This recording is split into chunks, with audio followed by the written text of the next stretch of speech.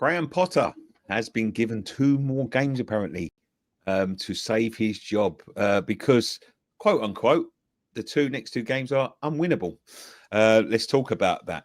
Slaven Bilic, could he be the saviour? Is Nuno going to come in or not? That's the question. But Slaven Bilic's backroom team be saviour? We'll be talking a little bit about that. Do you want to get involved in any of these subjects? Please contact us. But it's becoming a bit of an echo chamber, this show. We've got a jersey to give away from OK Jersey for the best caller. I know we've got at least one clued up, but you get on this show. This is what this show's all about. It's giving you a say. We'll be talking about that as well. Do you want to talk about the Hammers Chat controversy that's come along? People calling me out and telling me I shouldn't have been calling out Hammers Chat. Do you want to talk to me about that? And I'll explain my stance on that. Call in and we can have a chat about it. But let me see what we can start with. Dan Potter given 2 more games. Mate, what is going on? We heard that he had 1 more game and they weren't going to do this. Oh, if he wins this game, he saves his job. We heard it. He had to get a positive result against Palace. He didn't. Now they've looked at it and deemed Everton and Arsenal are unwinnable. And to look at Everton as unwinnable, it sums up where this club really is. Unwinnable. And so what they want to do is basically throw Potter to the wolves for those 2 games. And then when they sack him, the new manager, whoever they choose, can come in and have a winnable game. And then they can start well and they can go, oh, look, see, we changed the manager and now things have turned around. We're fixing it. It's okay, everyone. Because they know if they get the new guy and then you don't win the first 2 games, like nothing's going to change for them. So it's just cowardly from them, really. Yes, I totally agree. I've got a feeling, Dan, that Nuno might have turned them down.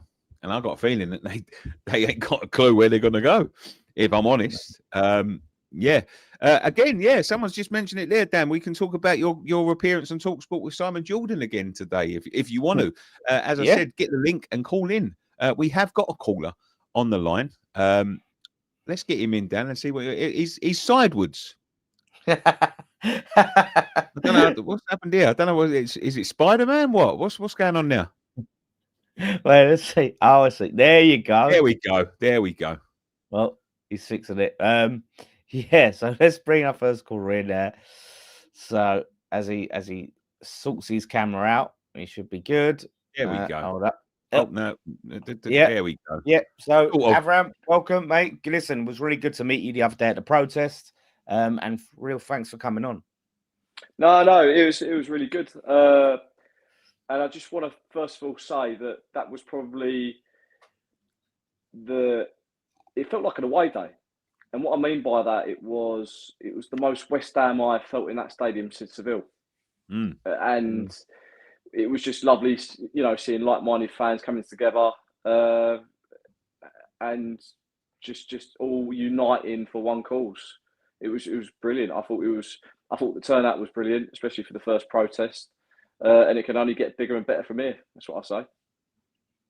Yeah, I definitely agree.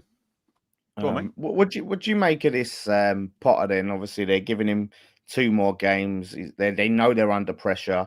We thought he'd get sacked after the Palace game, but they're looking at Everton and Arsenal as unwinnable. So they'll let him lose them 2 games and then sack him. It's a disgrace. It's criminal. It's the club admitting defeat.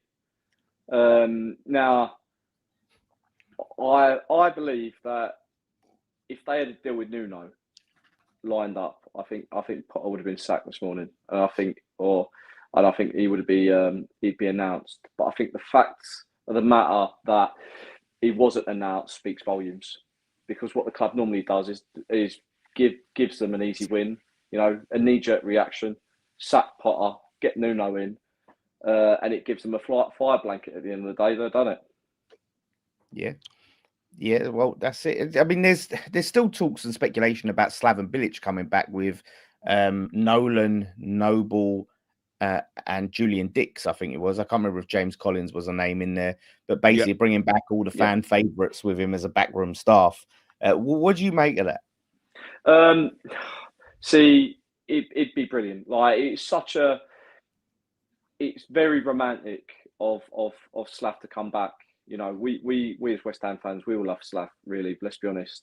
And all those names you just mentioned, Ginge, Nobes, Julian Dix, they're all, that would instantly rile up the fans. However, you also need to think of it as the other way round. That is it just a smoke screen ploy to pacify the fans in the protests at the end of the day? Is it just you know?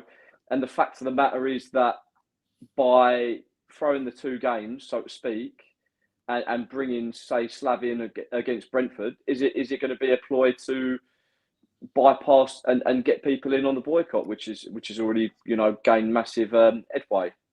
What do you think about that, Dan? Yeah, sorry, I'm just sending someone else the link. We actually got another person interested, so we've got another link coming up. Yeah, sorry, mate, you just repeat that. I'm just sending this guy the link. No, it was just by getting Slav in, it's on one hand, it's romantic, it's beautiful, it's what would motivate West Ham fans to go over the London Stadium. However, is it a attempt to pacify the protests and the fans? Oh, right. It could be. The thing is, what I've said before, mate. Yeah, I remember you saying it, is anyone that's pacified by any of this stuff right now.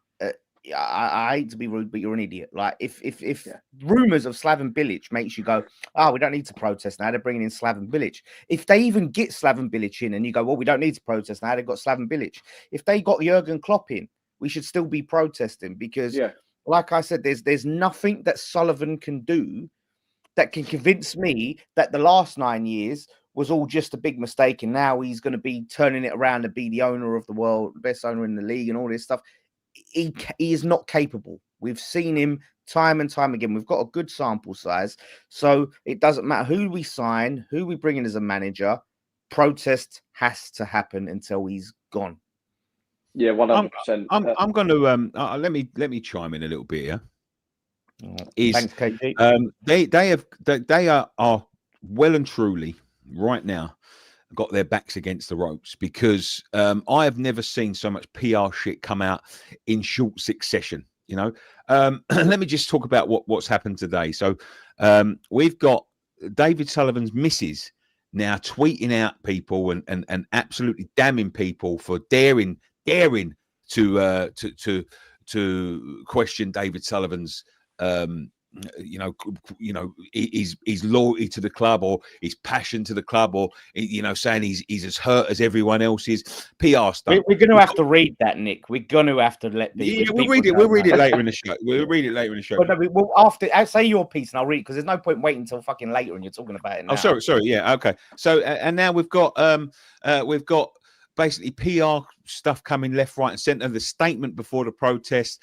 I don't know whether anyone's just seen this, but we was told earlier on by someone on our own channel, Ryan, as it happens, £12.50 tickets for Brentford. Brentford is going to be a boycott. £12.50 tickets to be sitting just where Dan sits right now, or used to sit right now, which is, it wasn't the most expensive, but it definitely has never been that low. You can take your whole family for under £30 because they're scared of a boycott. Never in history. That's band free, by the way, mate. That's a band. That's band free, yeah. So there we go. So that's middle of the road game. Never in history have I ever seen tickets that low. They are frightened. They are scared.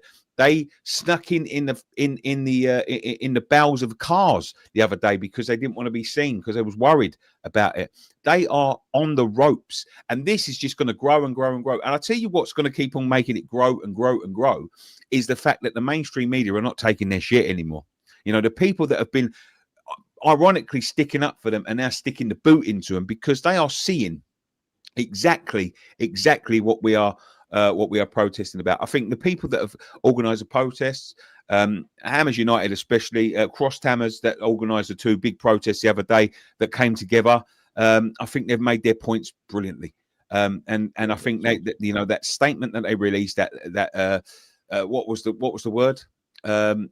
Vote of no confidence, I think was the word. Yes. Vote of no confidence has absolutely, pinpointed every single point that they want to be made. And now Sullivan is not talking to people. Sullivan is as I say, sneaking into cars. He's getting his bird. He's biting. You know, I see her say to West Ham Central. Now I agree with her on this, but I see him say to West Ham Central, "Who the fuck are you?" You know what I mean? was So brilliant. She yeah, went up a couple so of notches in my book for that. they are rocked, mate. They are rocked. They don't know what to do.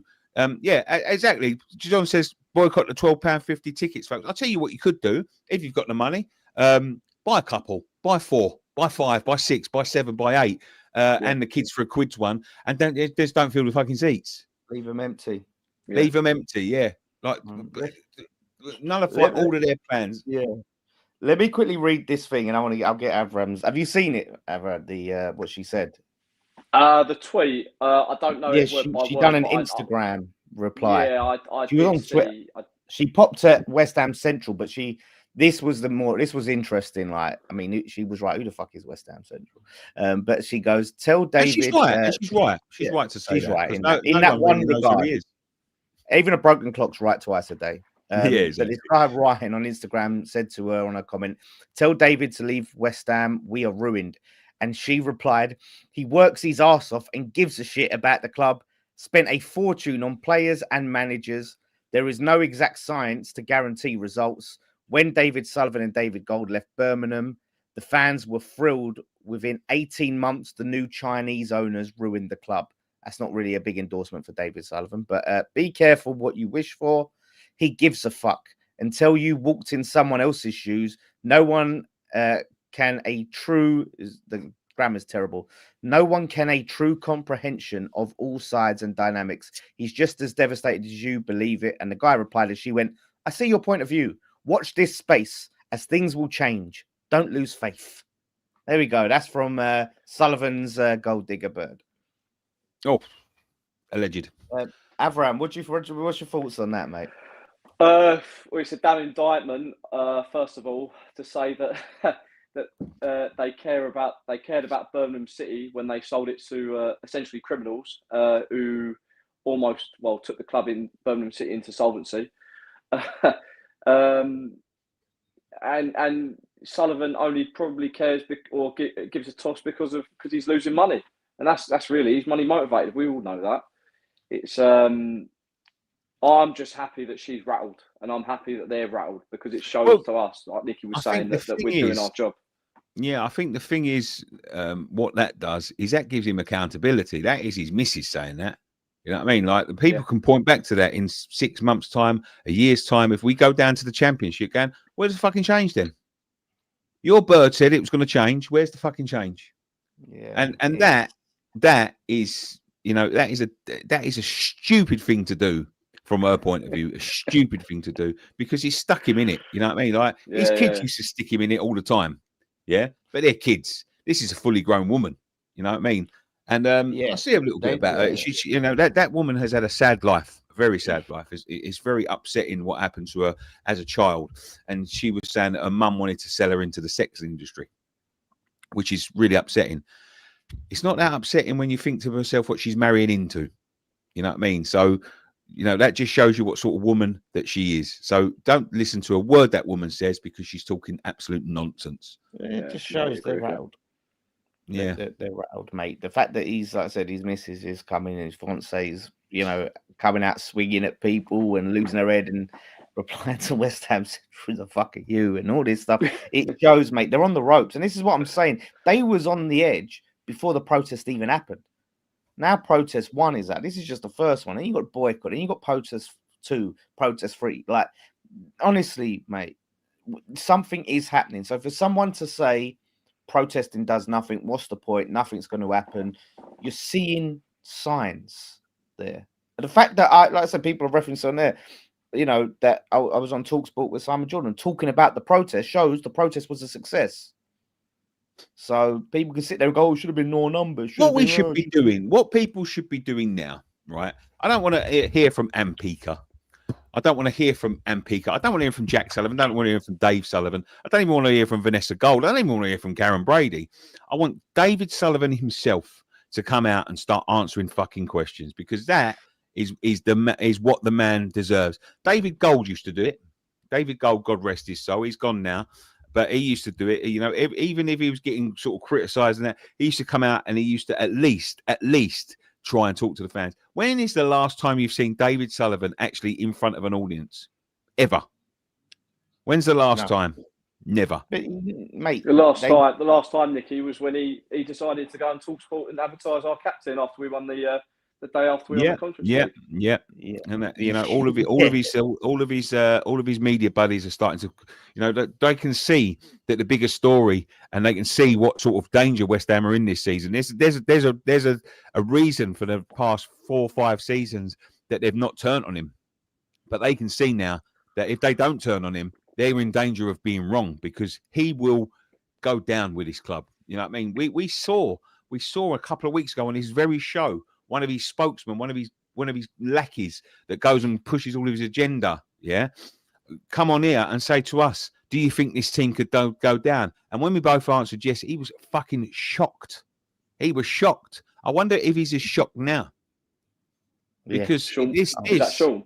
Sean, this is stinking of relegation, and that is why all it goes around in the industry. Yeah, people know that this is a fucking serious threat of going down now. You know, people could have told a couple of years ago that we wasn't really going to be the worst team, but right now, they can see that this team is disjointed. This team is not working. The manager's clueless, and everything that he's said in the last 10 years is an absolute pile of shite. And when we go down, all the journalists are going to look stupid if they back him. That is why they're turning on him, because they know that this is a real threat now. Of it's 4 losses out of 5. You know, by the time we get to after the international break, which is Arsenal, which they're expecting it to be 6 losses out of 7. 6 losses out of 7. That's nearly a quarter of a season of losses. That's not sustainable. That's not sustainable. And they know this is a real opportunity for us to go down. Yeah. Can you see it, Avram? One last thing. Can you see us going down? 100%. 100%. And the fact of the matter, well, the fact that the club have come out and are endorsing Graham Potter for another 2 games and throwing games, that just shows the mentality of the club at the minute. We are a weak club with weak leadership from top to bottom. The rot is set in, and when would you ever hear of a Brighton or a Bournemouth or any other club throwing games? It's not a thing. It's never been a thing. But it seems to be a thing with West Ham, and that's why we need to continue the pressure and get these owners out. There is a very interesting thing. I'm going to have to get it from a friend of mine who showed me something, but there is a very interesting thing in the accounts of this season's in this season's accounts about what they've budgeted for and what they feel is a real possibility. And that is so interesting. And it makes me think. It does make me think.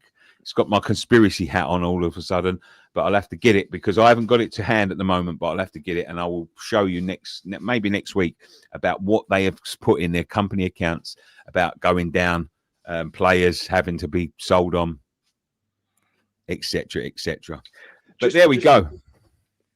Just one more thing, Nicky. Do you think, and I've had a conversation with a few West Ham mates of mine, do you think going down would improve the match day experience of the average of the West Ham fan? No. No?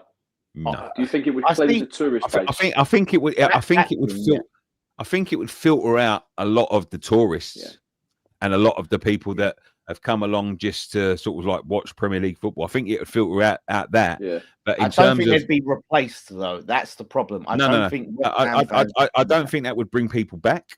I don't think it would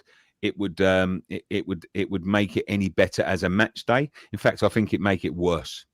But in terms of like filtering out all of the people, and I'm not going to say tourists because tourists is the wrong word, because we have got tourists, of course, that support West Ham. We talk to quite a few of them, but the people that are just here for the day out, the people that want to, have bought season tickets very cheap so they can watch Premier League football, and the people that are just pushed into these fucking was it PR tours and all that sort of stuff to come and get huge blocks of tickets for P1 travel. P1 travel, there we go. For very extortionate prices. I think it would push all them up because the Championship is definitely not as appealing as the Premier League when it comes to things like that. So we ain't got an atmosphere there now. Yeah. And I think it'd completely kill it. And I do not think we would recover anytime soon. No, that's it. No, Upson Park, easy all day long. Yeah, not with that stadium. That does concern me. Yeah. Port Vale in that stadium or whoever's in there. Jesus. So listen, Avra, thanks very much, mate. You smashed it. No, always. cheers. Thanks, guys. Thank you, for mate. having me on. Hope you can have you back on soon, mate. Yeah, cheers. Thank you. Cheers, mate. There we go. Now, we're supposed to be having Abu on. He asked for the link. He wanted to talk about, concerns of us ending up like Birmingham. I sent him the link. You've seen it. He's struggling to join. You've started some comments, though, Nick, in the meantime. Yep, I have started some comments, yep. Okay. Are you putting them up? Oh, sorry. I thought you was. I thought that's what you meant for. KG Shadow Main says, love you guys. He gives $1.99. Thank you very much. We love you too, KG. He also said, like the video. So, yes, please do like the video, share the video, hype the video, whatever you want to do. But get involved in the video. It's your video. This is not my video. This is your video. This is your chance to talk to us and put stuff to us. Let's have a look. Christian, what's the Hammers chat thing? You would have seen on a fan cam this week, and perhaps on post-match pint, a small section on that. And we did cut a big bit out of that. I'm going to be honest with you, because we thought it was a little bit strong. But you would have seen, somebody on our fan cam say about the protest and highlight that there was no Hammers chat representative there. Now, a lot of people have tweeted me, a lot of people have DM'd me things about Gio. Gio's obviously in a bit of a bind at the minute in terms of he's got a very sick daughter.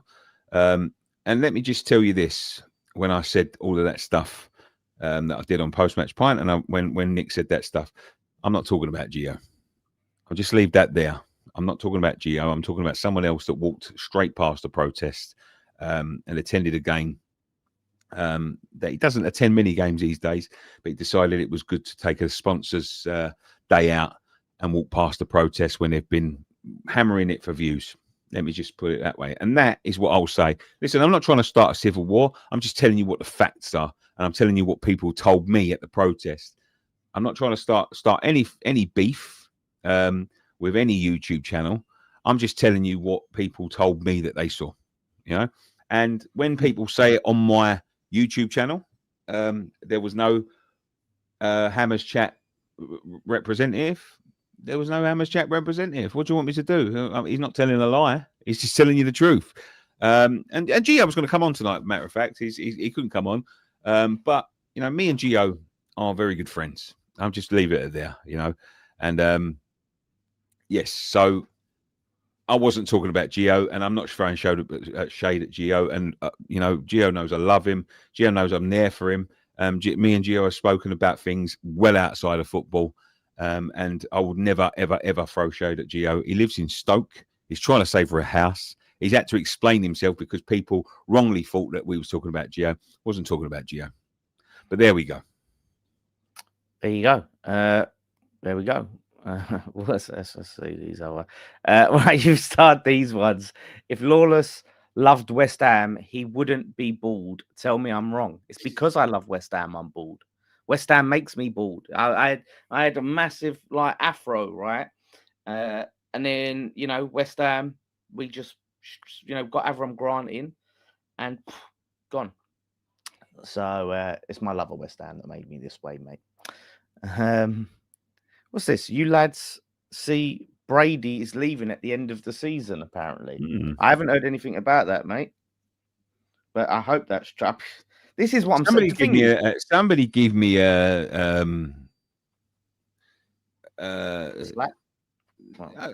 we'll address this after. Somebody give me a theory. A theory. I was trying to think of the word. That she may be gone before Brentford. Wow. Because they want to make a sacrifice. Yeah. This is the thing, right? And we'll celebrate it and everyone will be happy. But while Sullivan's here, it doesn't really matter because he's the problem. So Brady is definitely deserves to go because she made a massive part, played a massive part in conning us out of Upton Park to this stadium. But we can't just sit there and go, well, Brady's gone, no more protest. Brilliant, job done. We got her out. It's Sullivan. So yeah, we'll see. Let me just put this one up as well. Well, Gonzo didn't have death threats. I wouldn't go into a crowd of 3,000 after death threats a few months back. I didn't know that. I didn't know he had death threats. We've also had death threats in the past, and you know, most of the people that make death threats are not going to kill you. Let me just put it that way. But I'm just saying, like, if he had death threats, fair enough. That I didn't know that. But what I would say is, if he had death threats while walking to a crowd of 60,000, let alone 3,000, but there we go.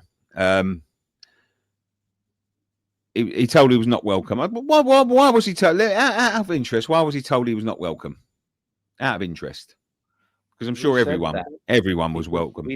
We need to get everyone. Like, this is the time to put everything aside and everyone come together. So if you're telling people they're not welcome, you know, you're doing the wrong thing there, because it's the bigger message is what's important, and all differences and anything we've had before aside, get the numbers, get West Ham fans together and have a show of unity. So we shouldn't be telling anyone they're not welcome, in my opinion. Yeah. So right, okay, let's see. Abu doesn't have a camera. He wants to know if he can join without a camera. But yeah, he can join without a camera. If you start swearing, though, you're straight off. All right. I'll ban you forever. Mate, it's forever. He don't want to show his face. Okay. Yeah. All right. We're putting a leap of trust in him. Yeah. Right. I'm just messaging our other caller after that. We've got a big caller after him. Just let him know 10 minutes. Right. All right, he's here.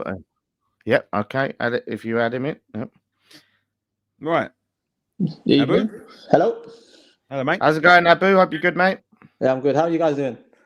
Yeah, not bad, mate. Yeah. So you were saying you wanted to talk about potentially like us becoming another Birmingham if they sell us. Do you know what? I'm very, very GSP out or BS out. But the one thing that concerns me, if you see everything that gets put out in the media, all the stuff about us being, all these PSR problems, it just feels like they're covering money somewhere and they're just trying to cash in probably at the worst possible time, sell us out, maybe like another Everton situation where it took them a long time to sort of get at a decent level. And who's to say we might not get relegated after? Yeah.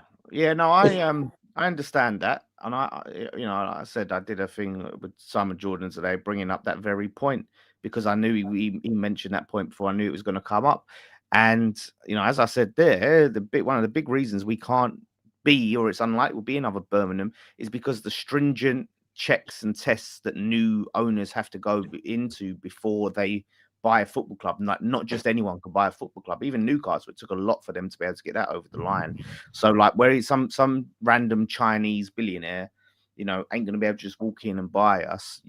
So yeah, of course we could go backwards. The problem is, mate, if you live on the fear of be careful what you wish for, then you never get anywhere. And I think we just, of course. I'm happy as well with the fact that. I'm happy as well the fact that the media finally sort of slowly starting to see the light. I think last few years they've definitely gone undercovers. Either Sullivan's probably put a word in the media, or they're finally sort of woken up and seeing the fans have actually got a point for once.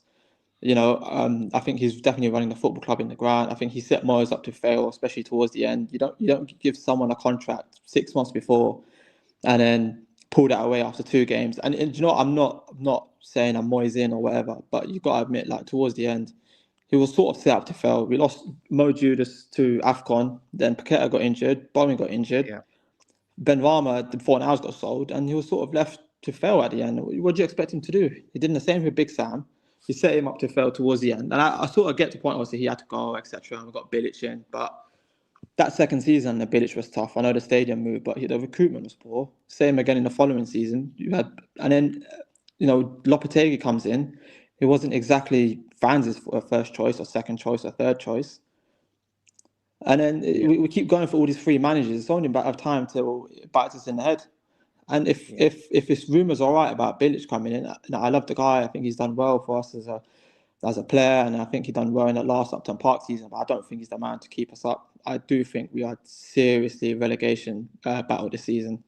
And the fact that we're waiting until after the Arsenal game, and then all these players will go away to international, what chance has the new manager got to come in to get us ready for the next game after that? Yeah, I think you're right. You make a good point about a lot of the managers that we've had being thrown under the bus at some point or another, whether it's being Big Sam, Bilic, Moyes. At some point, they've all been thrown under the bus, and that is why Sullivan needs to go, because he's never really going to back the manager. He's always going to interfere. And the fact that we're in this mess shows you there's just a lack of long-term planning and sustainability. Yeah. Like I said, even if we do get that guy, say Nuno comes in and it clicks for a while, it will go back to square one. Is there a manager that you would like to see, like you think could deal with the mess that we've got? It's tough because I think everyone knows out there he's just not an easy person to work with. After the Forest, though, and I think he's probably right up there. We will never ever go for a manager that's in the job. So obviously, if we looked at in the summer the dream target, maybe you could have said Iraola if we're looking for that style of play, if we're looking for attacking football. But given the free agents out there, I think Nuno's probably the best out of the bad bunch. That's the thing. No, I agree with that. I agree. He's the best out of a bad bunch. He's the best out of the free bunch. That's the problem. Yeah. What he should be, what he should have done is they should have tried to get Thomas Frank last year. That's what they should have done. It's too expensive for us, to be honest. I think Tottenham paid 10 million for everything. That's what Tottenham went and done. But it's too expensive for Sullivan. That's the problem. Too expensive now, yeah, absolutely. But last year they should have. When is the last time we went and took a manager? I believe someone told me it was Alan Pardew that we actually went. The last time we went and actually paid for a manager that was in work already. Well, that wasn't David Sullivan, though, was it? No. It definitely wasn't David Sullivan. Yeah, that's what I'm saying. We've never done. That's the last time West Ham went and got a manager that was in work. Do you know what the worst thing is? I see a report, Nick, that ideally they want to get an interim in till the end of the season. Now, remind ourselves, 5 games in. We are 5 games in, and they're already like, "I'll just get an interim to take us to the end of the season. Then the next season, we'll take our time and get a manager." Madness, and because they're just shitting themselves over who to pick. I don't want to pick the wrong one. We'll have more options in the summer. We'll wait till the summer. So they're just trying to get into. You might get a Bilic till the end of the season. If they think they want an interim, they must think they're super confident in us staying up this season, and they're already writing the season off. But if you look at the way we're playing, we are so bad. Genuinely, we're so bad. Last few seasons, you look at the promoted teams that come up, you'd think, they're definitely going to go down, whatever.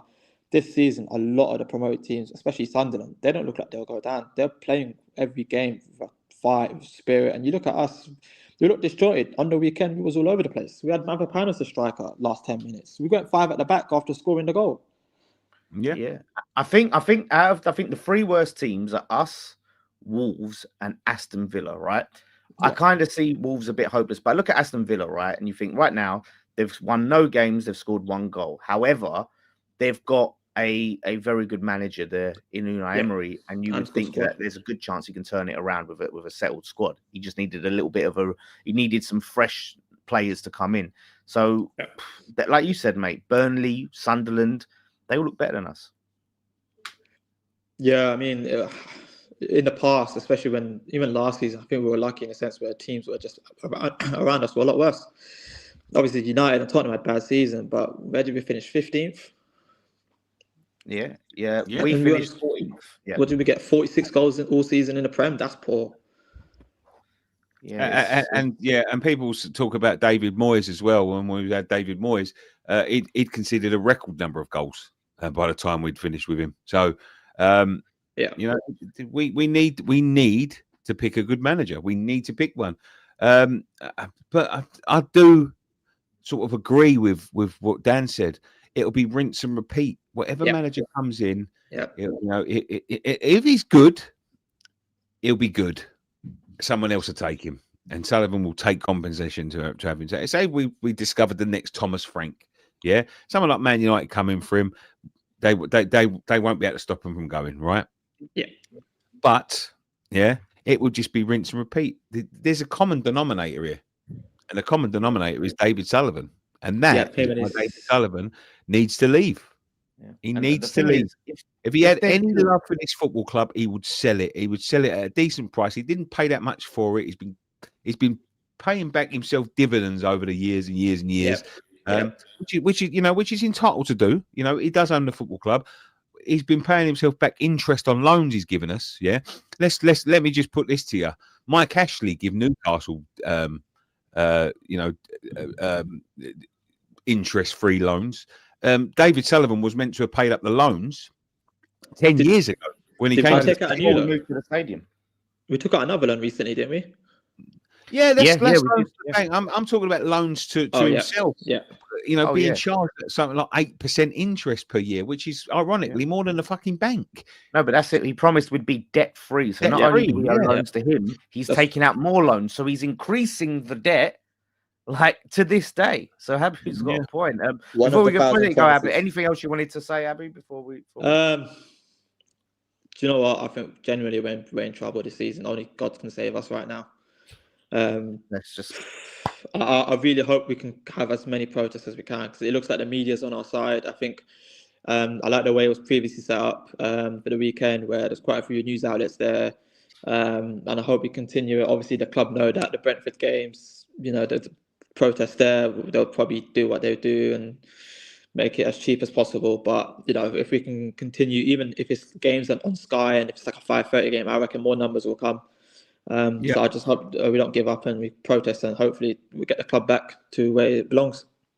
Yeah, absolutely spot on, mate. Smashed it. Great call. And West Ham United fan says banks charge more than 8%. For loans on millions and millions and millions of pounds, mate. If you're being charged more than 8%, you're a fucking mug, to be quite honest with you. Eric Freed says they need more vocal captains, get everyone on the pitch sorted.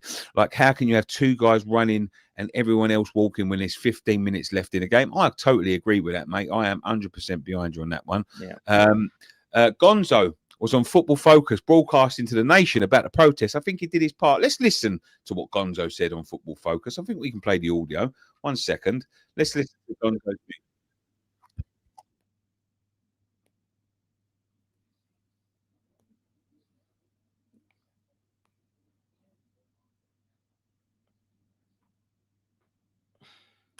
Can't hear nothing. That was him broadcasting about the protest. That was everything. I didn't hear nothing. I don't know about anyone else.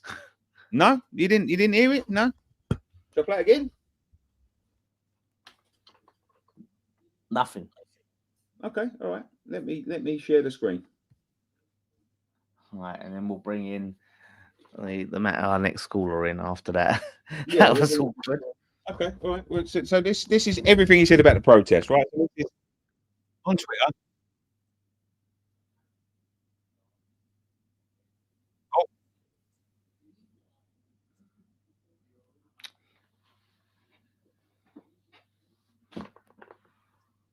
Graham Potter doesn't at home since February. So, Chris, you are up next. Are the Hammers going to be okay?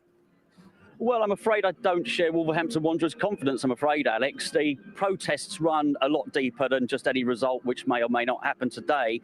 I think a lot of it's predicated on how well... That is everything he said about the protest. Everything. So if you think that, right, rather than going to the protest, if you think that he's putting his point across, then fair enough. There's nothing more I can say.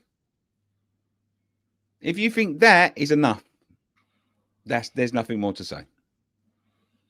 Well, and I'm not turning on the geezer, you know. And people saying invite him on here, invite him on here, invite him on here. Fine, he can come on here, no problem. He has to call in like everyone else. Yeah. Well, all right. Speaking of calling in, let's bring in our next caller, and we have. How's it going, Nick? Welcome. What a time to come on. Oh, we ain't got your audio. What's going on here? Check your settings. You're not getting any levels. We're having a right good old time with audio on here at the moment. I'm not alienating people. People, you know, a lot of your subscribers subscribe above channel. Yeah, I'm not alienating people. I'm just telling you what a fact is. Well, I've had a lot of people coming at me this week about that. A lot of people telling me what about. I'm just showing you what he was doing. That is it. That is it. Yeah. Is he playing a trick on us? Yeah. There's no levels coming. There's no levels coming. You see the green thing? All right. He said I'm a good lip reader. He said I'll go out and come in. That's good lip reading. Bloody streamer when they do these bloody things. Seen. Yeah. Honestly, it's one of the things, and technical difficulties. So yeah, bloody right. Where was we going? Right. Have we got any more comments? Yeah, Robin Peter to pay Paul caught up with us this year. Pretty much, Trudge. That's pretty much it. You're spot on, mate. And that's exactly how he does things. And that's what, and it is going to catch up on you. Yeah, was that it? That was it. That was it. That was what people were saying. He was inside showing about what the protest again. That was all he said. Oh, let's see. It made the noise when he come in that time.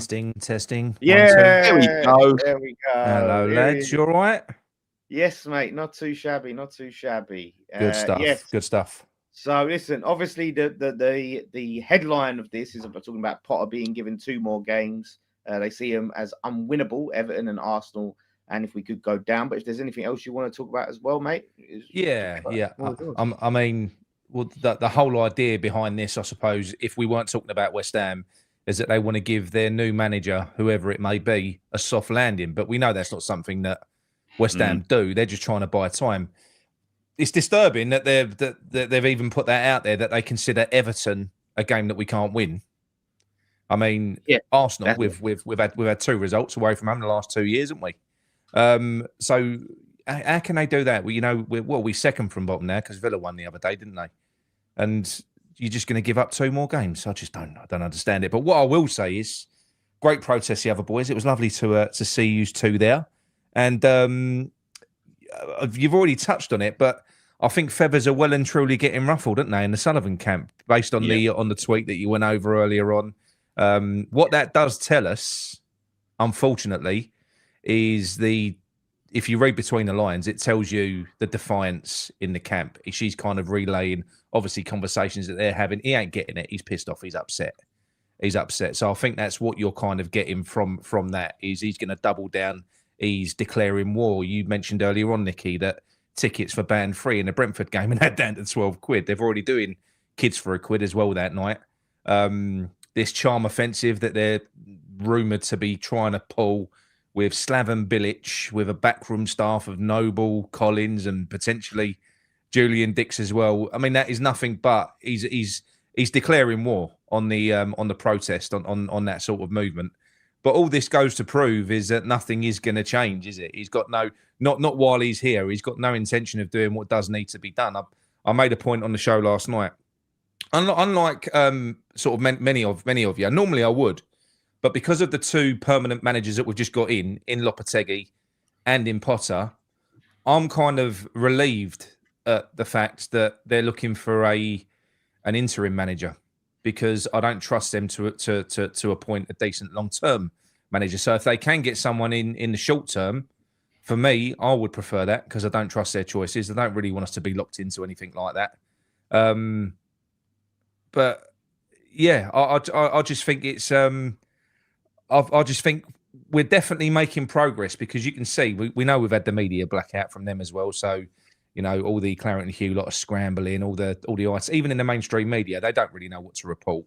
No one knows what to say. But what would your choice of manager be? I'm not going to, you know, we're anyone's you know, whether it's Nuno or what would you like? Do you want an interim, or do you want a permanent manager to come in now? No, I'm not interim. You make a good point there, an interesting point, because the ideal scenario for me, right, is you get an interim in, say a Slaven Bilic with the dream backroom staff for the West Ham lot, right?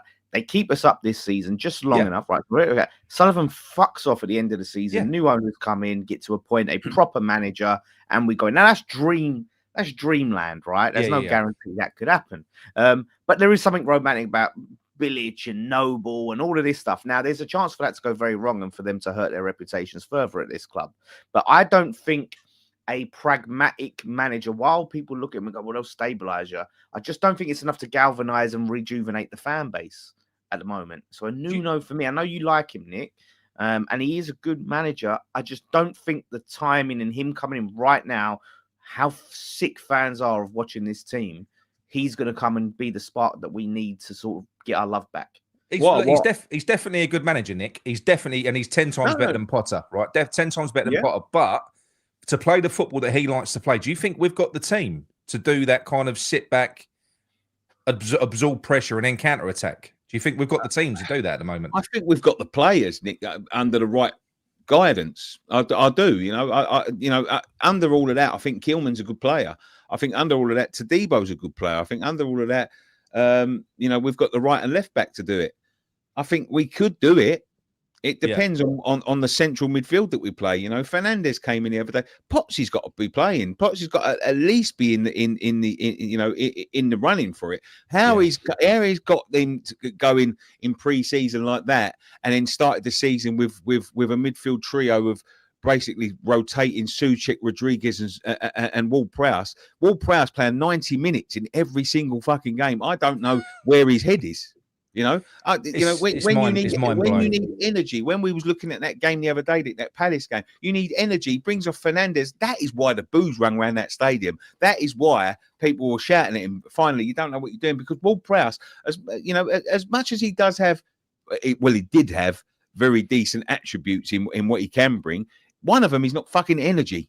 And one of them is not. He's not. He literally turns back and passes back to say. I'm looking at it. David Beckham. Let's just remind you of that. The fifth or sixth time.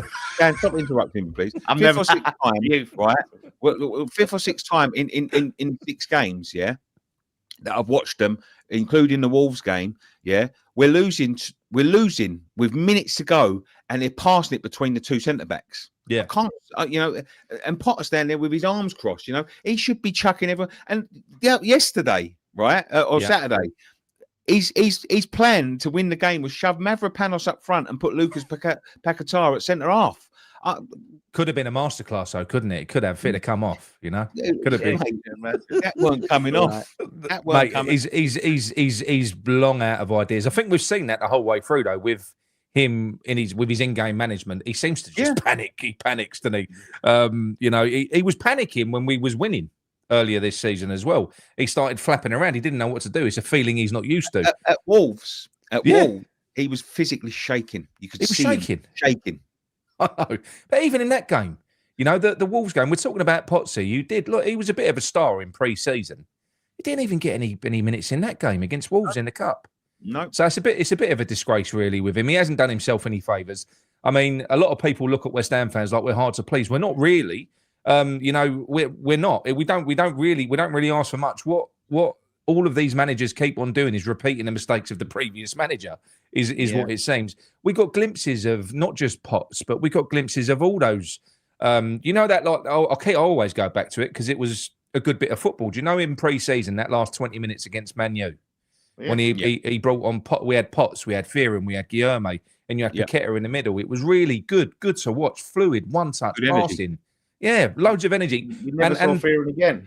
Never saw him again. And this is what I mean. So, there is some romance in that, what they're proposing. If they were to go with the Bilic, Noble, and Collins combo, you would imagine that Noble would try and sort of shoehorn some of those youth players into that team. You'd imagine that he would, but I don't really know what to expect. And also, I do think there's a lot of guesswork going on. I don't think that anybody does actually know what's going on. I heard the rumours about Bilic a while ago, but so I don't know I don't know whether people are just making stuff up at the minute. Do you know what I mean? There's definitely we know there's definitely coming something there. There's definitely something to the Bilic stuff. He's a candidate, but it's just a case of, is he going to be the? Are they really preferring Nuno and he's the second choice? Do you want to know my feeling? I think Nuno turned him down. Quite possibly. I think he walked out that Paul Barron's office and went, "Fuck that, let's go to CAF," because that is a waste of time. Yeah. That's what on I Faden Boyce High Street he went to as well. We could have picked another. He could have gone a couple of miles down the road, couldn't he? Yeah. Well, I think that's a Sullivan special, if I'm honest. But I tell you what, I know we're bouncing about, but going back to what Ann Baker said, though, I mean, to sort of do what she did, you know, imagine not Sullivan, because Sullivan's a bit of a joke himself. But imagine what the other board members are thinking. Imagine if you're Daniel Kretinsky and you're watching that and you see that, because I saw the thread on Twitter and people really, as you can imagine, they went in on her big time, you know, because she's got no place to be speaking up against West Ham fans at the moment. She's got no place at all. And just thanks very much to Central for assuming number one on Sullivan's hit list as well. Well, to be honest, carry on going. When she said to Central, if I was Central, if she had told me, fuck you, I'd have said, well, I'm not one of the people that have contributed towards your new tits. So, exactly, yeah. Well, the thing is, for Central, right, for West Ham Central, right, twat, right, to sit there and give it the whole, your boyfriend's ruined our club or whatever the fuck. This is the same guy that was digging me out and saying, whoa, you went to the protest, didn't go to the game. And he went to the game and didn't go to the protest, and he wants to dig me out for going to the protest. Like, sums him up, and then you want to crap off about Sullivan. Don't surprise me at all. With him, but no, look, it's but with the new owners, touching on what Abu was saying earlier on, because I was kind of listening, and he brought something up, and I think there is an advantage to being in a situation that we're in. It's going to make it more difficult for us to sell, because Sullivan's he's got silly ideas of how much we're worth, which obviously, you know, is outside the market value. But the only advantage of being in the situation that we're in as a club, where we don't own the stadium, you know, we haven't really got much by way of assets. You know, the training ground's mortgaged up to the hilt. There isn't really anything there. I don't think that we would have a Sullivan. Put it this way, Sullivan wouldn't buy a West Ham at the moment. So I don't think you're going to get that type of owner, because the only thing we've got going for us is our Premier League status. So whoever was to buy us now knows that they would need to pump some money in to transform us to get anything out of the club. Yeah, that's personally what I think. So I think it could play into our hands, a situation that we're in when they eventually do move. I can't understand, right? So let's go back, right? Let's go back 10 years, right? So we go into the London Stadium. Let's go back 12 years. So when they're starting to sort of make the promises, right? And this, we were talking about this earlier, right? So we take a deal that we pump £15 million into renovating the stadium to make it what we want, which is nowhere near what they promised. You know what I mean? And when I went to get my season ticket, and we were talking about this earlier, right? They wouldn't let you take a fucking photo of the seat you were sitting in. Now that was fucking dodgy. When we was first going there to pick us, that was dodgy as fuck, because my seat looks absolutely looked good, didn't it? The CGI was brilliant. CGI was brilliant, yeah. But that seat looks nothing like the fucking seat that I fucking bought. That's for sure. That's why I did. Because the one we had, right, did a we was like taking pictures, like, all right, I'm not looking, like, type thing, like, you know, let us, take a picture, like, they was very, very much against me taking the fucking picture. In fact, they caught me trying to take one. They knew that was lying. They're not supposed to let you take one, but the one one was like, yeah, but what does that say? Any other club that was doing that, if they had confidence in it, they'd have fucking printed it out for you. Yeah.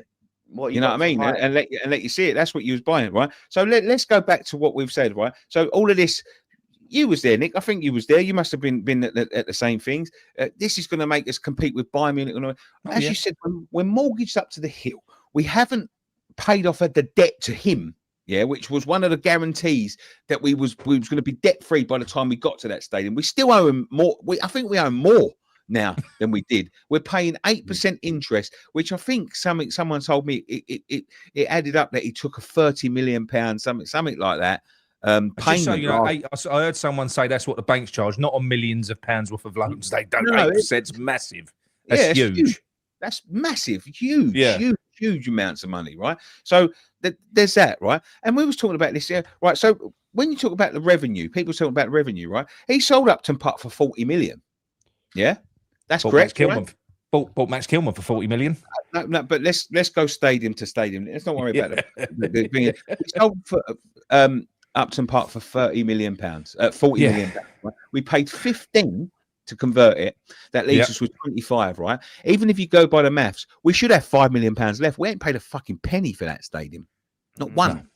We've got £5 million. We've got another 2.5 seasons rent-free in there from the sale from Upton Park. So where has all this fucking money gone? Where is it gone? And the thing is, right, they've put us in this situation. We never asked for this this world-class deal that they got for themselves, which basically makes a mockery of West Ham. We didn't ask for a stadium that costs the taxpayer £10 million a year. We didn't. No. We didn't ask for that. You know, the whole situation for me is disgusting. And to arrive at that point, like what you're saying there, to arrive at this point 9 years later, after 3 years of European football and the money that comes with it, after selling an academy product for 100 million, for just a season later to be declaring in a summer transfer window that we're skint and we've got to sell to buy, and then going out there getting payday loans. I mean, God knows what our books do look like, because I just don't know how they've managed to do it to get to that stage where we'd actually won the cup, and to collapse like we have is it's impressive. It's an impressive. I don't think they could have done it any worse if they'd tried every step of the way. I mean, even if you look at, you know, look, if you're pro David Moyes, then you should have the ump with them, because they didn't give him an extended contract after the trophy. What they did was they ran Moyes into the ground, and they burned a season. And in that season, we had players depreciate, we had players want to leave because of the bad feeling around the place. And then after that, they went and got Lopetegui in, and they maintained that circus with Stighton, you know, that kind of triangle of people that was going out there buying players. We bought 9 players in that window. They had 3 each: Sullivan, Stighton, and Lopetegui. There's no strategy to anything. And I made a point on the show last night where I think, because if you look at the mandate that Hammers United have set out, because, you know, it's like board resign, you know, step down, get the CEO in, for me, the next appointment, I think they've proved beyond any doubt they can't run a football club, you know, based on what they've done in the last 2 years is a massive, it highlights it. It's got to be a director of football now. It has to be, but a proper director of football, you know, one with an actual CV that will come in and won't sign a contract unless he's got a full mandate, full control of all football operations. He doesn't, you know, completely and utterly, he's independent. He's you know, full autonomy. He makes all the decisions from the first team playing staff to the academy and everyone underneath him. And that is what he should be doing. But when I start seeing stories come out like that, I want to almost disbelieve it. It's romantic when I see the Bilic stories coming out. I want to disbelieve it, because all that proves is that Sullivan's learning nothing. He's learning nothing. You know, that's another sticking plaster. And that isn't just a sticking plaster. It's a manager that he doesn't believe in, because he sacked him once already. And he's only doing that it's a charm offensive. He's trying to, you know, get people back in that stadium and derail these protests against him. These protests ain't derailing Sullivan. The charge sheet against you, you know, there's no hiding from it now. You know, the litany of things that he's done that he can't really escape from. He's got one way out, and that is out the club now. That's it. The fact that protest the other day that we went to, I thought there was really good numbers there, considering that was the first one. And you look at the numbers inside the stadium, it was nowhere near. It looked about half full. So to have that many people there, and the coverage that, you know, that you put out there, and quite a few others as well, that's going to inspire more on the next one. It's going to grow. It's going to get bigger. It's going to get bigger. It is, you know. Yeah, and going back to what you said, Dan, as well, we have to maintain it, even if we've got that romance there, which we will have. Look, we love Bilic, we love Noble, we love Ginge. Of course, it will give us more affection towards the team, but nonetheless, I don't think anything will stop this now.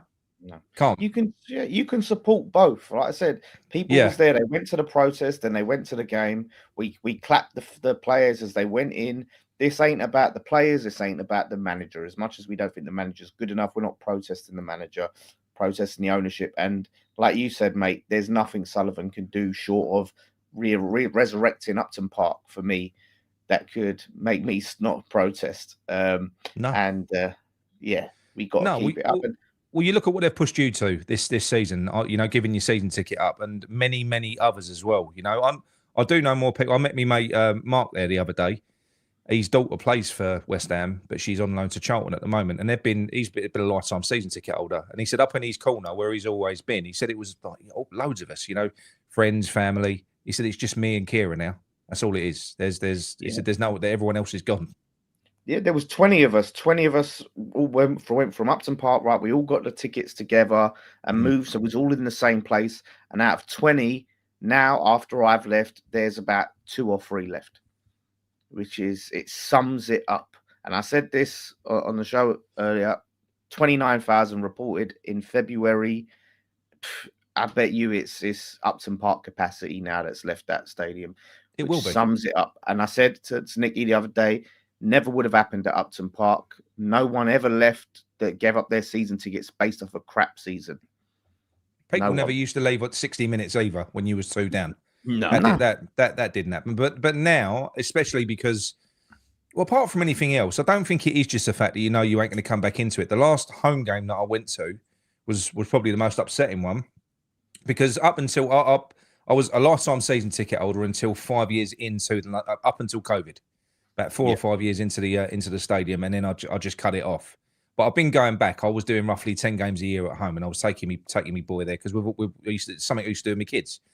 And the upsetting one was last year. We go to a lot of away games, but I took Ben to Brentford, and we was sat there in the West Stand, decent seats, and we was when I say surrounded, we were surrounded by blatant tourists. It was there was a load of Koreans with half and half scarves. Brentford, and. He got 30 minutes into the game and he said, "Dad, I don't want to come back here no more." Mm-hmm. And that for me was like, my boy's losing hope. My boy's losing faith. This is one of the things that made me fall in love with West Ham United when I was a kid. And they always say it. I remember a game against Leeds and we lost 5-1 and we had 3 men sent off. And I've never been so fucking proud of West Ham in my life for the way they fucking fought. Bit, we had 3. We was down to 8 men against the Leeds side that was the fucking brilliant Leeds side at the time with the Harry Kewells and the Mark Vidukas and the Lee Bowyers when they was on fire. That the top of the league Leeds United thing, and we lost 5-1 to them. And the players that was left on that pitch, clawed and bit and spat and fucked and done everything they could to try and at least get some pride back in the game. And that. I remember people singing, "We're proud of you, West Ham." We're 5-1 down. No one's left the ground, right? We went 2-1 down against Tottenham. He looked at me, went, "We're not coming back away today." And I said, I don't think so. Yeah, the stark contrast of that, Thomas Souček getting sent off and the way that the manager reacted. And that's the thing, a lot of it does come from the manager. I think you can put a lot on the players, but quite often, a team, we will play football, a team will reflect, the manager to a degree. Yeah. And you can see, I think you mentioned it earlier on, Dan, he's motionless on the side. There's nothing there. He just stands there. There's nothing there. Just puffs his cheeks, holds his chin, and you're just like, mate, just go away. You could tell at 3-1 that the message was keep the score down. Yeah. Damage limitation. Yeah.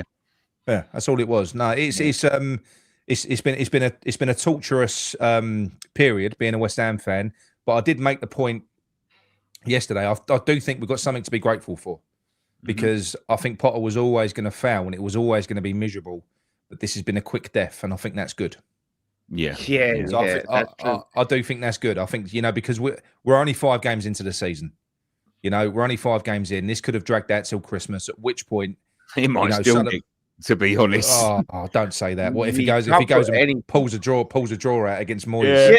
Yeah, this is what he could do. He could go and pull off and go, "Oh, we'll give him another 5 games now." Oh, they don't Sullivan does not want to sack anyone, so he's looking for any reason to not sack a manager.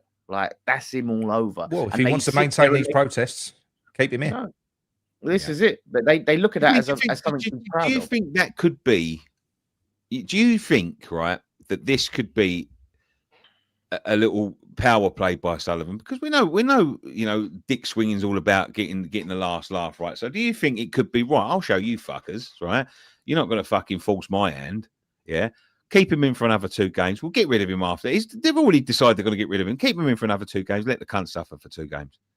I don't think so. I think it's the other way around, because Sullivan is a wimp first and foremost. When it comes to the he would have been desperate to throw Potter under the bus and blame him in the media. Say, look, I've done it. I've sacked him.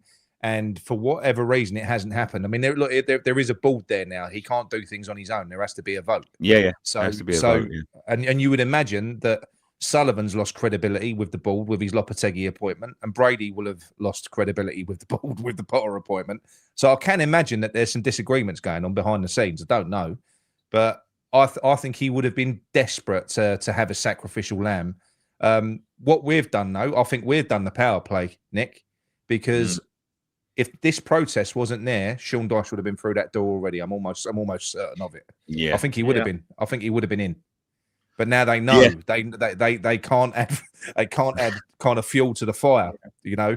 So, and that's why now they're talking about, well, people are talking about Bilic and Noble and sort of romantic appointments. I do think even though it would be romantic, I think it would be a shame, and I'm not in favour of it. Reason being is because it's going to damage. I don't think it's going to work. I don't think it's going to work, and it's going to damage the name. It's going to damage the name of these players as well. We won't turn on them, you know. We won't turn on them, but yeah, I'd rather not. You know, I'd rather keep my memory of Bilic to 15, 16, and you know, leave that in the past. But yeah, I don't really know. I don't know what to expect. I don't really know. I don't expect him to be in the job before Everton. I know what's being reported.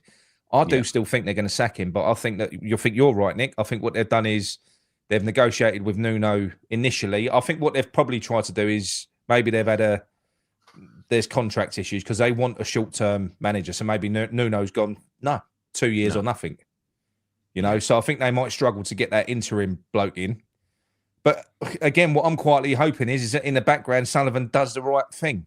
And that's that he goes out, he cracks and acknowledges that he's not very good at running a football club and goes out and gets a director of football to take over. But when you see the tweet from Ampika last night, it kind of makes you think, nah, I don't know. I don't think so. But she did say things will change, so you never know. You never know. This is what I said. Call off the protest. Fucking Sullivan's bird. She said things are going to change, and we just got to wait and see. Listen to her. She's done them no favors. She's done them no favors at all, is she? No. I mean, she's just making guarantees for him. There's no one closer to him. That's his fiance. There's no one closer to him. She's just turned around and said to someone, "It's going to change. Watch this space." That's, you know, as far as him people, does she know about anything? She don't know fuck all about fuck all. But I'm just saying, like, as people that are close to him go, she's the fucking closest. So if nothing fucking changes, people are going to go, she said it was going to fucking change.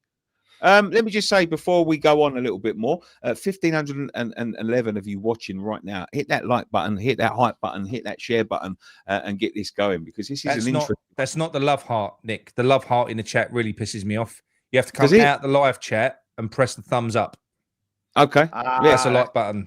Yeah, I don't know why they put that there. It annoys me. What does it even do? The love heart. I don't know. I don't know. It shows your love. Yeah. Whatever, but the thumbs up is better than the love. The thumbs up's better. Thumbs up is better. But there we go. Get involved. Get calling. We're going to be going on for another 20 minutes, I believe, if we get another caller. But yeah. What else was it? Did you see Dan on Talk Sport today? Oh, mate, yes. So I'll take it all back. What I said to you on your lawless, on your other video. What I don't like about these things is that it feels like they control the narrative, and when you start going down a particular path that you want to go down, they swing it around, don't they? You know, they kind of shut you off. Well, they actually gave you airtime to kind of air your grievances, and it was a really good debate, mate. You done brilliantly well, very well represented, and yeah, to be honest, I didn't think it was much of an argument. It felt like Jordan was agreeing with you. Yeah, which was surprising. It felt like he was agreeing with you, which was good. Yeah, well, I watched the video he done 3 days ago talking about the protest, and he was scathing on the fans. I watched it. I got angry. I was so angry after it, and I was like, "No, let me calm down. I can't take this energy," because I was amped. I was going, "I'm going to tell him I show him," and I was like, "No, all right, let me calm down. Let me just think about what he said here." So I kind of knew his arguments already.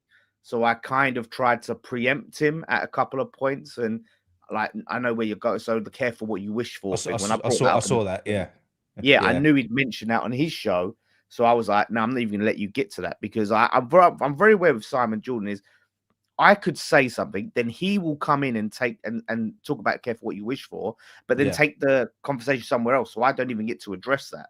So I'm like, I'm making sure I address everything before you get a chance to not let me. It was good, but no, what was impressive though, and this does definitely show a turning of the tide with the media with Sullivan, because that was with Jim White. There is not a chance in hell if Sullivan was communicating with them and he was still, you know, kind of controlling the narrative, so to speak, that you would have got the opportunity to do that. And the fact they just let you go, mate, that was that's telling. That's telling. Jim White's usually super defensive, massively. And apparently Jace watched it live, and because they obviously when they put the clip up, they edited it like in terms of the camera they show. So when they show me, when they show them, and he said when I said the bit about Sullivan releasing information like through Jim a lot of the time, apparently he smirked and he gave a little knowing smile. Yeah. I saw that. That was good. Well, I haven't seen it. To be fair, he does. We know he does. We know Sullivan talks to Jim White, you know. But no, it is. I was saying, Nick, it's very telling that TalkSport and Jim White, of all people, allowed Dan to go in to that extent. Yeah. I heard you. Sorry, I was just getting the cat was having a fight outside, so I had to break him up. And this question threw me off. And he goes, if Potter had won his first 5 games, would you want him out? Would you want Sullivan out? And I started going out talking. I went, wait, what was that? That was that was a fucking loaded. I mean, that was the most stupid question I've ever heard in my life. This geezer's meant to be a journalist. If he'd won 5 games out of 5, would you want him out? Nah. Not really, but I still want the owner out. That's I saw that video and it threw you a little bit down because I don't think you believe what you heard. It's a stupid question. It's a stupid question, but that is just that's Jim White doing what Jim White does, and I think they always try to sort of demean the fans. But I've got to be honest. I think with what you did there, with that, I think certainly with what you did with Jordan, I think he kind of knew that you had enough to go back with him. They like making fans look stupid, don't they? Some people have mentioned about a Blackburn fan. Apparently, they ripped apart. They can be brutal. A few people have commented, but I didn't see this. Yeah, they can be brutal. So you did really well there, and like I said to you, for me, what that does say, it shows that the tide is turning. I think he's numbers up, Sullivan, now. I really do. I don't think this is going to go away. I mean, you know, I think his only chance is to make a phone call to Wuhan and have a word with that lab again, because it's only going to be a pandemic that saves him, like he did last time. That's all it's going to be. I think because they were picking up momentum last time, so I think this time it's different. I think the people that are running the protests, you know, I've been chatting to them, Paul. You know, they've got some really good people that are involved in that. They're doing things the right way. I think this is good. It's going to build and build and build. And it was good to see everyone come together. Do you know what I mean? You know, we crossed Hammers with their march, coming down and joining the Hammers United, everyone together, because that is the important thing as well. People can do what they want, you know, in silos, but when you're doing stuff on the same day, it's really important that we show a united front. We have to, as a fan base. You know, we've got to all support each other, even if we think that I wouldn't do it that way. I'd do it this way. You just got to suck it up and just all kind of. Do you know what I mean? That's what I think anyway. Just all get behind the movement and keep on going until we get these people out. That's what I think. Yeah, exactly, mate. It feels like the last days I feel relaxed. Considering we're second from bottom, I feel relaxed. I feel all right. He's got to feel, because imagine, like, he's used to having all these mates in the media, right? He has his Jim Whites, but he has his Sean Whetstones and people like that.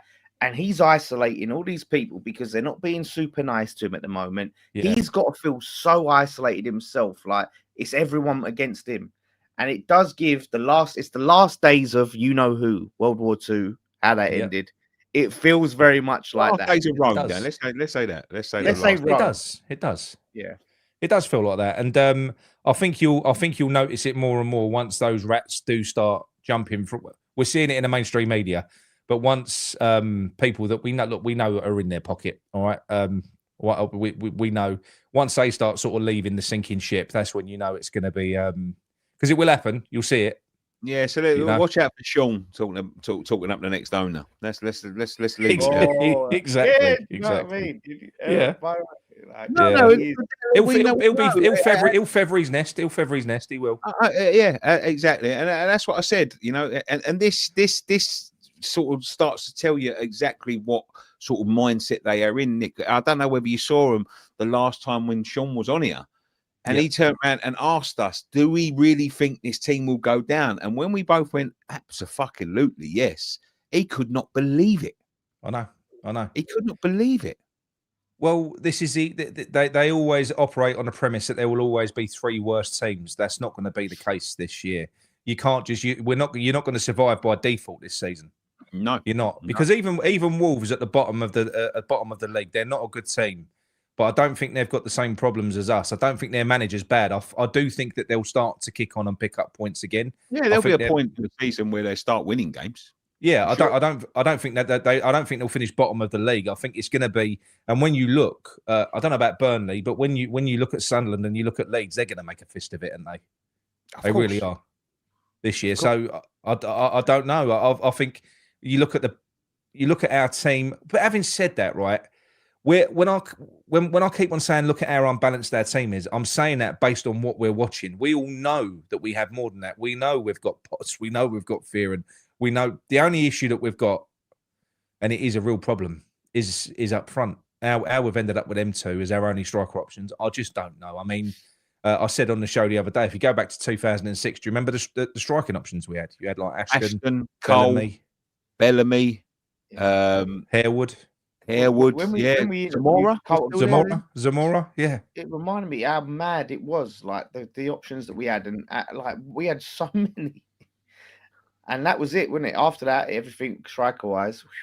Now we've got 2 strikers that can only play half a game each, if you're lucky, you know. And if you're lucky, yeah. Well, I wouldn't even call Fulcrogs half a game the other day, if I'm honest, mate. No, I don't really. I kind of feel sorry for him. I don't know whether he's really sort of cut out for the Premier League. That does sometimes feel a bit lazy when people say that, but with him, I think it's true. I think maybe because he's an old-fashioned target man. You know, I think that's what he is. Maybe in Germany, he used to batter centre-backs around, but he ain't doing that in the Premier League. Do you remember what I mean? Against Sunderland, Ballard absolutely just ragdolled him, didn't he? Ragdolled him. So he's I'm not too sure what he is. Wilson, look, we know he's a great striker, but he's signed a contract for a packet of Haribo a week and an appearance bonus for a reason. His legs are shot.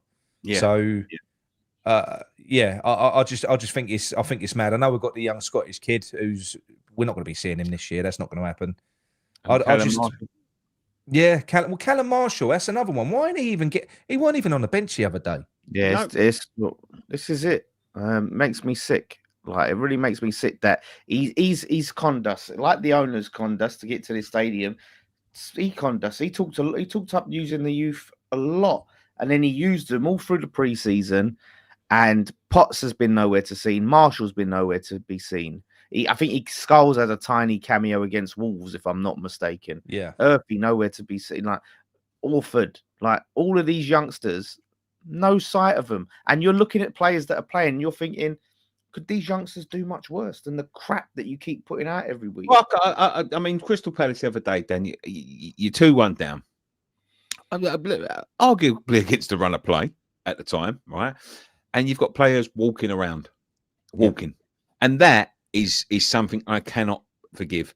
I don't care. And as I said before, I don't care if we've got 11 Lewis Bowen Maltes out there. If they're all running around and trying their fucking hardest, that's good enough for me when it comes to that situation. When you get lacking leadership on that pitch, Nick.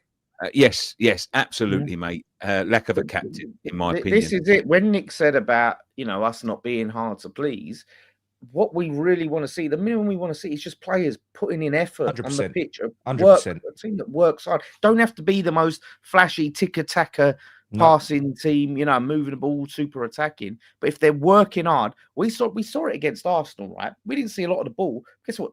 Those players fucking worked hard. And I look at that and say, that was a great performance. I enjoyed that because the players put in an absolute shift. Even though we was on the ropes, they tried for 90 minutes and we got the result. That's what I want to see. You'll always accept that sort of performance against a superior team. If you go out and everyone puts their body on the line, then that's as good. It's as good. I mean, you don't want to watch it every week, but it's as good as seeing a flair player take someone on. We all have a crunching tackle. We do. Yeah. And you just want to see that. I want to see more commitment. I was a big a big Alvarez fan, and I was distraught when we loaned him out like we did. I mean, and the other thing as well, going back to it, there is some truth in what Troy Deeney said as well in his little TikTok thing that he done, where he said we've brought in losers with a loser's mentality, and there's got to be something in that, because you can see it even in Potter's. You know, he should be wounded. He should be angry when he loses a game. He shouldn't be accepting. That's what I want to be seeing from the manager. But he's like, oh yeah, we've got to take the positives from it. You know, you've got to carry on. We accept that. But did you see the thing he did with Moose? Now, I don't blame him, because who wants to fucking talk to the Moose, right? He went in, didn't he, Moose? So he went straight in for the kill. Yeah, he went straight in. And you could see, but it's just the way he was like, do you know what I mean? Do you think you're the best man for the job? Yep. Like, he's just like, that's it. And it doesn't, and I get it. It's the Moose. No one likes the Moose. I seen the Moose at a service station once, mate, and I couldn't wait to get KFC. That's how fucking bad he was at fucking talking. Yeah, I wanted to go KFC to get away from him. Yeah, he honestly, I can't stand the bloke. But so I don't blame. But it doesn't fill you with confidence. It doesn't look good. He needs to come out and say, "Yeah, I do feel I'm the best man for the job." Of course, like, he's good right now, but we're going to do X, Y, Z. He cannot connect with fans. That's the thing. He cannot connect with fans. He cannot. There's nothing he can say. He's not saying anything. He's very cagey in them press conferences. And when you see managers that are cagey in them press conferences, let's have a look through the fucking years about the cagey press conferences, right? Someone like Conte, who was fucking having a mental breakdown, he was gone in days, right? Yeah. Mourinho's done it a few times. As soon as he does it, he's gone in days, right? Big Ange, yeah. Absolutely fucking going mental at the end of his reign. He's gone in days. This is a man that knows he's on the fucking edge of going. You know, he knows he's in big trouble, knows he's in massive trouble. But you do yourself no favours. I think you've got to do better. I remember him, he'd done the same at Chelsea, Potter, right? I remember he was taking charge of a Champions League game. Somebody said to him, "Do you think you're too nice?" And he started going mental about, do you think you get from the 9th tier of English football to managing a Champions League game at Chelsea if you're fucking nice? He started going crazy. He was gone within days. He's not a nice guy at all. He's not. He's a politician. He's narcissistic. And I think that's one of the reasons why we've ended up with a leadership team of James Ward-Prowse and Bowen, because I think he likes to be the big man in his little setup. I think he has a problem with big characters. He does have a problem with big characters. Anyone else would have loved to have had someone like Alvarez in their team, a fighter. If you listen to Sufal did a little interview where he spoke about Alvarez. Had a glowing reference of him. Trains like harder than anyone else. He's a real team player. He's exactly what you want in the team. And you know, you've got someone there and the thing is, we know he ain't the quickest, but he's a CDM. When Potter was playing him half the time, he's playing him as an 8 or he's playing him as a 10. That's not the case. You put if you've got pace in the midfield, if you've got Fernandez and you've got Paqueta in there with Alvarez at the base, that's a bit of a different looking midfield, isn't it? You know, and do you know what he was doing in the summer, Nick? I don't know whether you saw him playing for Mexico, player of the tournament, by the way. Centre back, where somewhere where we're fucking lacking badly in a position. He was playing centre back. He plays centre back for Mexico, player of the tournament. Scored the winning goal in the final, right? So someone actually scored a fucking set piece for a fucking change, right? And he came out straight after. He went, "I love West Ham. I want to give my all for West Ham, and you know that's all I want to do." And that is, I think that was looking back at it now, I think that was a thing. Get them out, get Potter out, because I want to play for this club. Yeah. Because he knew within days of going back, he never even got a game. No. It's disgraceful. I mean, the fact that we all know that our issue's been midfield for God knows how long now, and Potter goes out and spends a combined 60 million on Fernandez and Magassa, and somehow we still end up with the double pivot of James Ward-Prowse and Souček in midfield. Yeah. It's just mind blowing. It really is. And you know, these kids, you know, to have these players blocking the pathways of.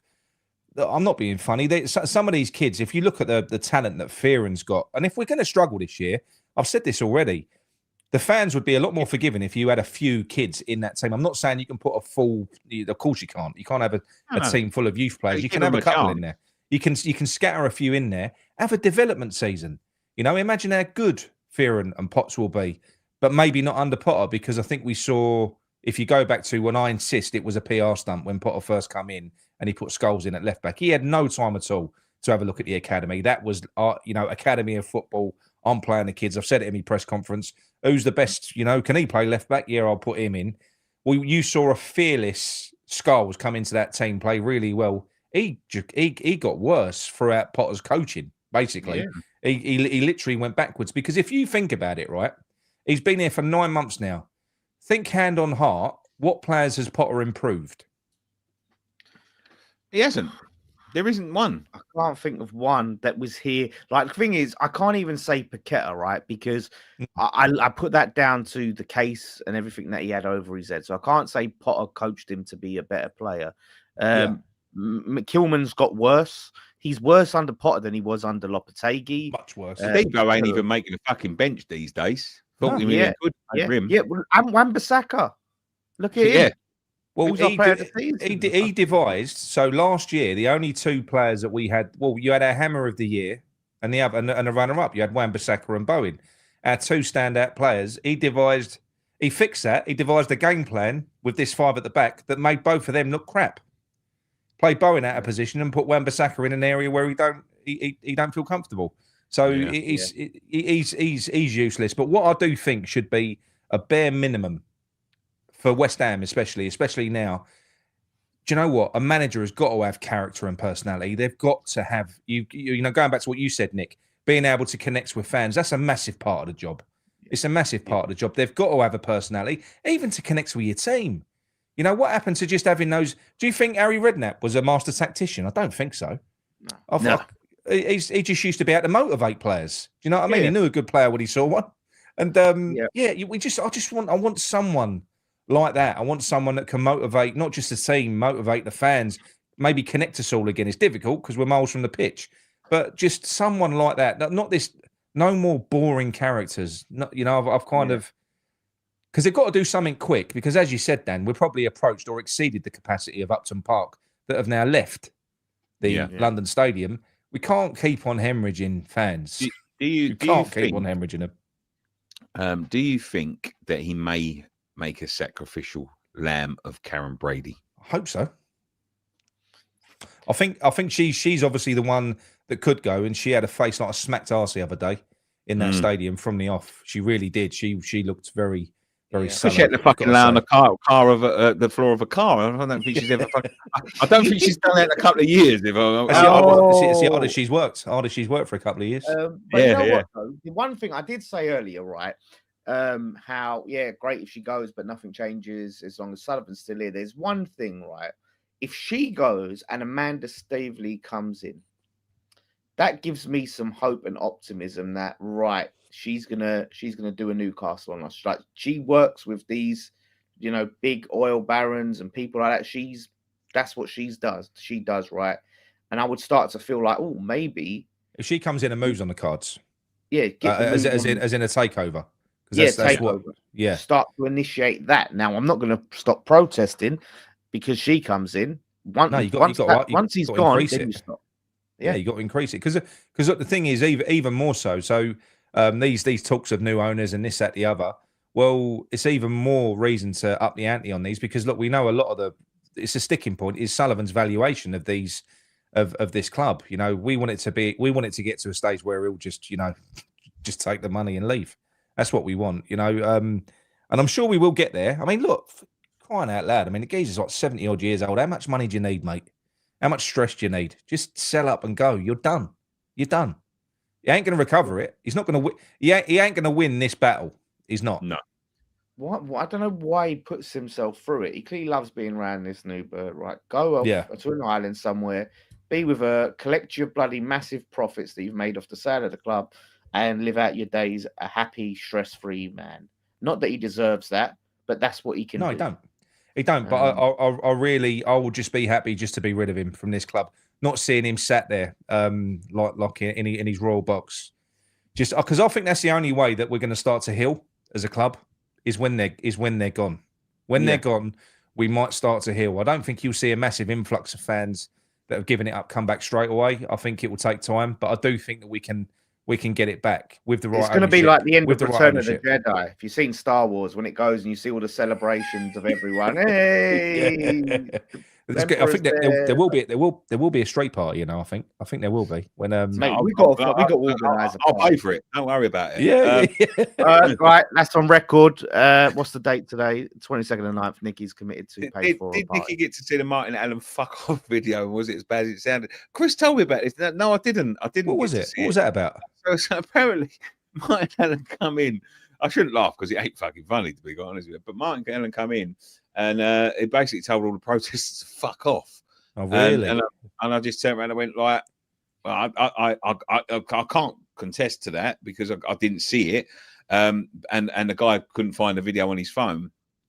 But Chris did say to me, and Chris, you know, I like Chris. I've met Chris quite a few times. He did say to me when they done it about the concessions, he'd done the same thing. Well, if that did happen, he can fuck off. To be honest, yeah, if that did happen, I agree with that. He can fuck off, but I don't know whether that's just Martin Allen trying to be Martin Allen because Martin Allen is a bit unconventional, isn't he? You know what I mean? So he's obviously getting a wage off the fucking club. Isn't he?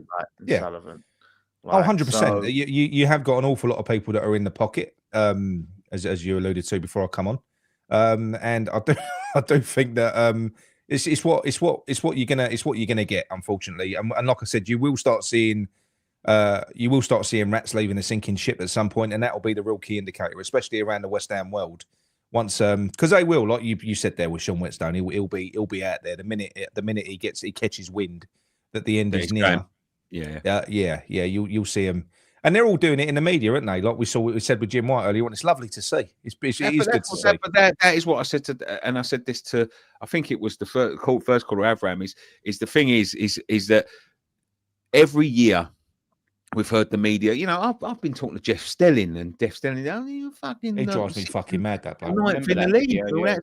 Yeah, so like that's when you became a TalkSport pundit, Nick. Yes, when I was a TalkSport pundit. Yeah, my mate, you know, people never let me forgive that. But I've been talking to them, and they are, you know, fiercely defending them because they know we won't go down, and they know they won't have egg on their face. I think the main, around the industry, I think the main sort of talking point is these are in real trouble going down now. And if we start defending this geezer and they go down after all of this stuff that he said in the past, we're going to end up with real egg on our face because we're the ones defending him.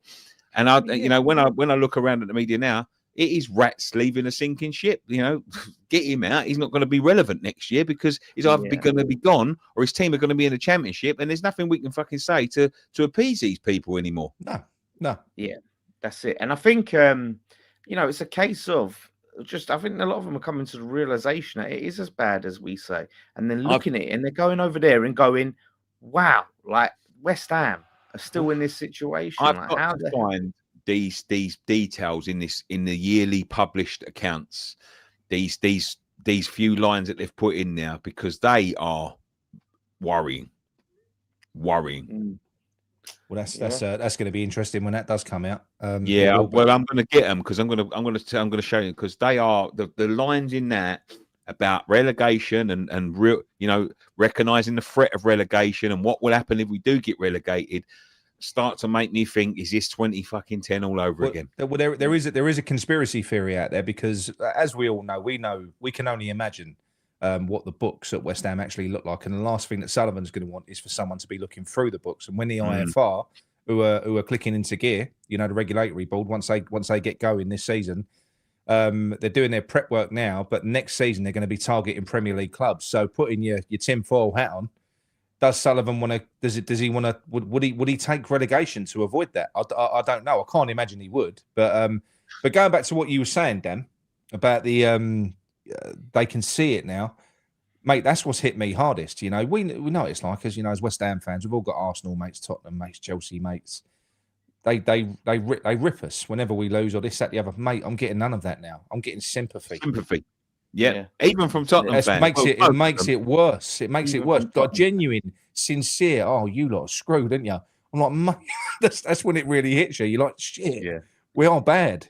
Do you know what I take them on, mate? So, Nick, that's what I've been telling you for 10 fucking years, and you ain't listening to a fucking word I'm saying. I know. What's happening with you lot? That's all I've heard. Well, if you'd listened to me the last fucking 10 years, you'd know. Yep. But you know what? I bring me a good time to say, listen, if you do want to get yourself a shirt, of any certain teams, check out okjerseys.com, because you can support them, support us. 8% off, discount code Nicky, the arrogant bastard. If you want an alternative way to show your support for the team you love and not the regime, you can go check that out. Do you know what? I'm going to give 2 shirts away. I'm going to give one to Avram, first caller. I thought he was brilliant. And Nick, I'm going to give you one as well. You can have one as well. You can go. Oh, top man. Top man. Thank you very much. There you go. Do you only get 5% off if you use discount code Dan? Is that yeah, that's why we don't put that one up. 8% on. You have to pay 8%. Yeah. They charge you an extra I want to use 8%. that one. Yeah. So do check out OK Jerseys, everyone. And like I said, we will be having more of these shirts to give away over the months and that. So do look out for it. But like I said, 15 quid for a shirt. You add 8%. Let's do some quick maths. That's probably about £1.25, £1.20, £1.30 off. So you're paying like what? £13.70, maybe around 13.5 quid. Whatever. That's what you paid your Chinese the other day that you didn't pay Scott, I heard. So well, you look at him as I know that I paid him now. I paid him now. He's got his Chinese money. £9.50 set me away. Roundhouse Dagenham. Yeah, they're not sponsoring. Can I nominate someone for my free shirt? Of course, sure. I'd like to nominate our very own Happy Hammerette. Oh, Kerry. So what I'll do is I'll send you the details.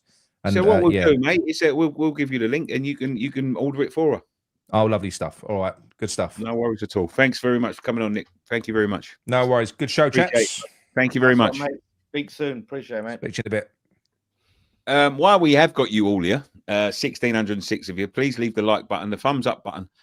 Helps us out. Give us a hype. Give us a share. What I just said, Nicky's giving away shirts like Wonga bars. Yeah, should do a little forward roll with a little stick. But yeah, if you do want to come down to Dagenham and Redbridge next week against Everton, yes. There is a link in the description. Right? Is that right? I will put the link. There will be. You can go and check it out. Oh, no, right. Yes, there will be a link. Look, it's going to be pinned in the comments after this video, so come back and check. Dagenham and Redbridge, a night watching a watch along with Andy Carroll for the Everton game. Yes. So yeah, it'll be watch along with Andy Carroll. We will build there. We will build there. We will be there. All of us, I believe. We're all going to be there. We're not going to the Everton game that night because the person that goes to the away games, he's going on holiday the next day, and there is no way on earth I'm getting stuck on a fucking M6 on the way back and missing my flight. So I'm not going there.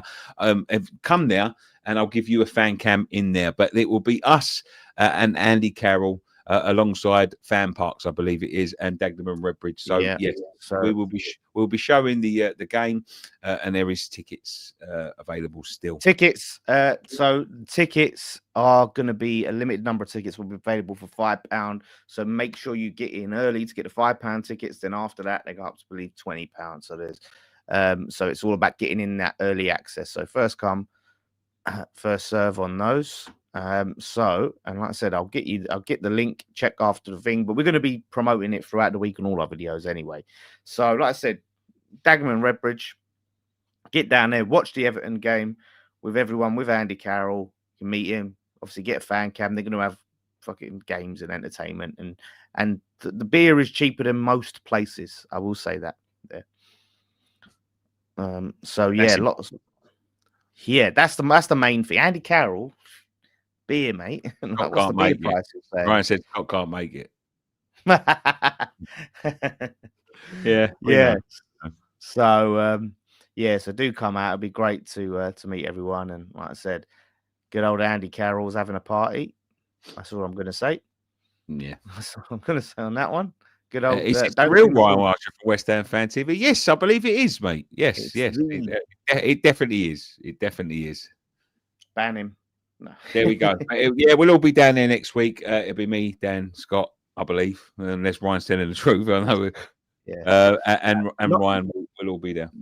Not the Roundhouse. That's where we film PMP. So you do check out Dagenham and Redbridge. Dagenham and Redbridge Football Club. So the football team, Dagenham Redbridge, which Andy Carroll currently plays for, it will be at their football ground. Not in the on the ground bit, but they've got a lounge bit, halls thing in the ground. So oh yes, and just before that, my boy come down earlier on. Ousmane Dembele won the Ballon d'Or. wow, That's shocking. Yeah, that come out of nowhere. Ousmane Dembele won the really? Ballon d'Or. Did it come out of nowhere? He won the No, Champions League and he played a key yeah, part. I think he deserved it, but I'm just saying it's not normally what you get, is it? You don't normally get the person that deserves it winning it. But yeah, Oh, that's true. Ousmane Who did Dembele you think was going to win it? I don't know. I didn't think him. I did have someone in my mind earlier, but I didn't think it was him. If I'm honest with you. I'm trying to think of who could. Salah, maybe. He had a great season. Salah was a shout. Dembele. Yeah, no, I think out of everyone, he deserves it. As El Chico says, 37 goals, 17 assists, played a massive part. Prowse should have got it.